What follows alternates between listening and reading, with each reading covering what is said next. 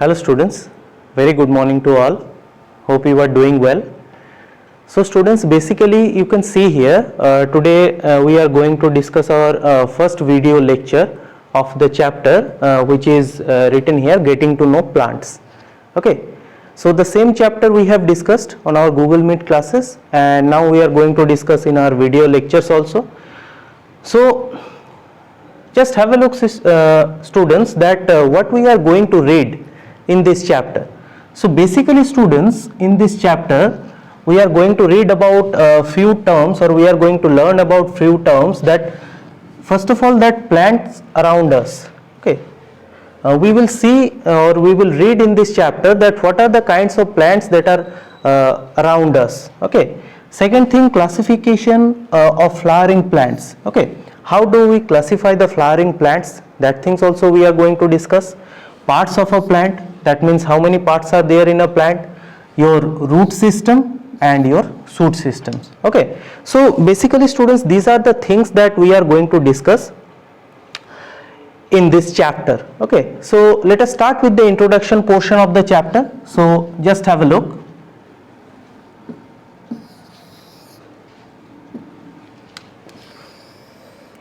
So basically students, just have a look here that we can see a variety of plants all around us, near our homes, in our school garden, in parks, and on the way to the school. Okay, so various plants are there all around us. Now the thing is that some plants are, you can say, a little big, some plants are very small, and some plants are, you can say, that not so much big and not so much small. Okay, so we can classify the plants into that way that a few plants are there which are very big, few plants are there which are not so much big, and few plants are there which are very small. Okay, so some plants like your rose, mango, mustard, apple, etc., which bear flowers are called flowering plants. Okay, so flowering plants means what? That some plants are there which bear flowers. Okay, and some plants like ferns, algae, liverwood, etc., are called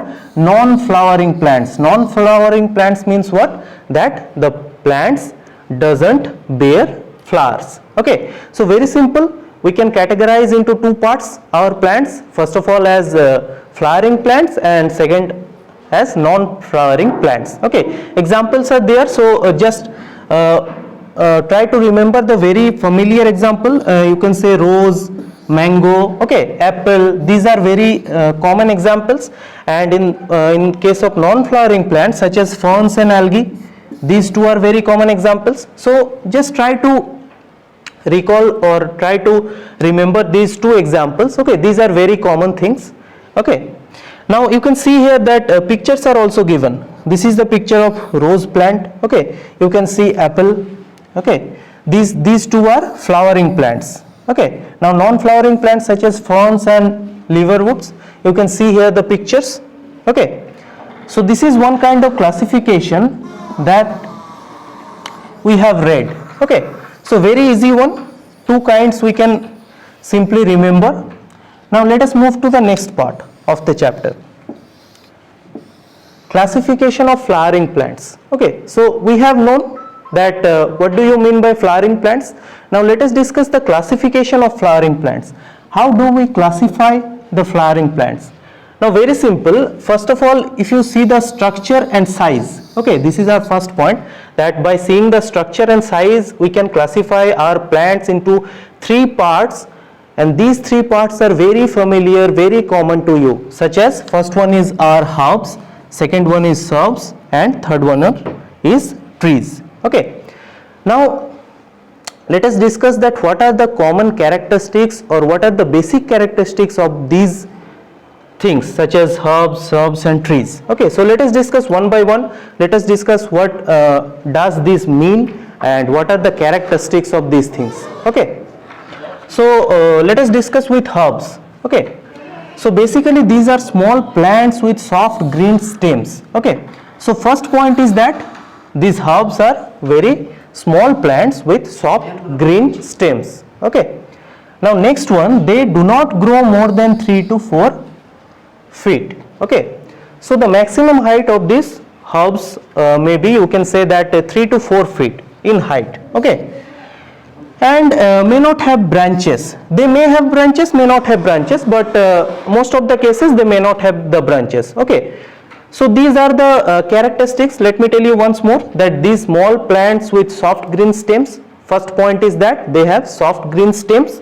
Second one, they do not grow more than 3 to 4 feet, okay, in height, and may not have branches. Examples are, you can say mustard, sunflower, wheat, paddy, okay, plenty of examples are there. Now I am telling you just only 2 examples you need to remember, okay. Now next one are shrubs, okay. Now you can see here that picture is there, you can see here, you can tally the common characteristics with the picture. This is a herb, okay. Now tally the characteristics.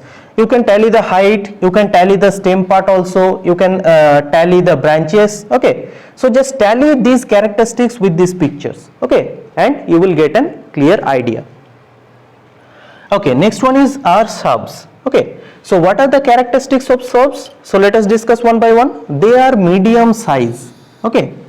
So first one is that they are medium size with hard and woody stems, okay.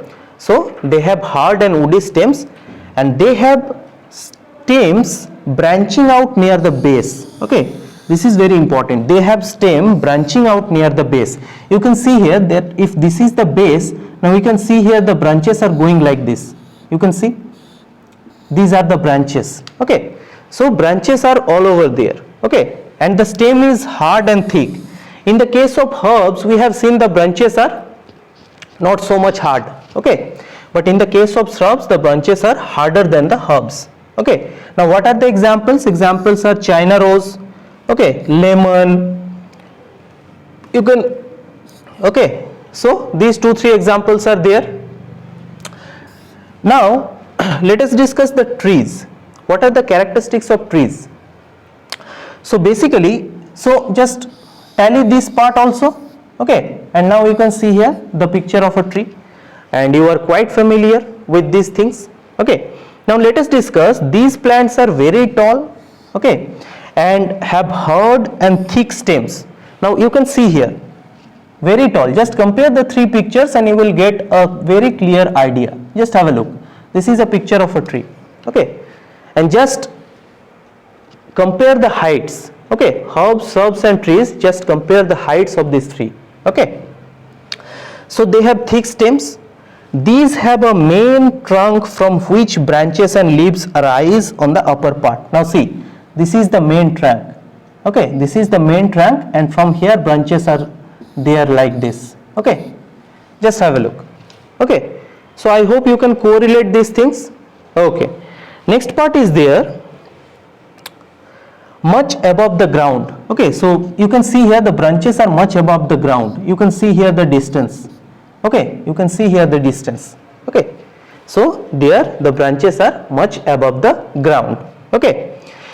Now just have a look, for example, mango, neem, peepal, babul, okay, gulmohar. So all the examples are very familiar, very common to you, okay.